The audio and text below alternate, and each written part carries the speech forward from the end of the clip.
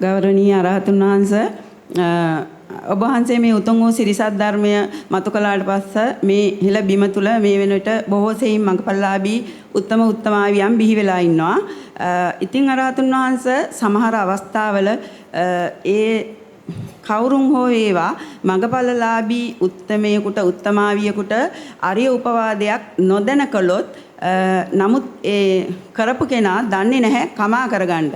එතකොට සමහර විට අරහතුන් වහන්සේ ඒ මොහොතේ හෝ පසුදින හෝ මාසෙකින් හෝ සතියකින් දෙකකින් හෝ ඒ පුජ්‍යලයාට අනිසි විපාක හිමි වෙනවා නේද අරහතුන් වහන්සේ? ඔව් දැන කළත් නොදැන කළත් කාට හෝ ශාපයක් කළොත් වෛරයක් කළොත් අවඩක් අසාධාරණයක් අකුසලයක් කළොත් තමන්ට කර්මයේ උරුම වෙනවා ප්‍රතිසන් දෙනවා විපාක දෙන්න සිද්ධ වෙනවා. දැන කළත් නොදැන කළත් අපි හිතමු රත් වෙච්ච යකඩයක් දැන අල්ලුවත් නොදැන අල්ලුවත් අත පිච්චෙනවා. ඒ වගේ තමයි.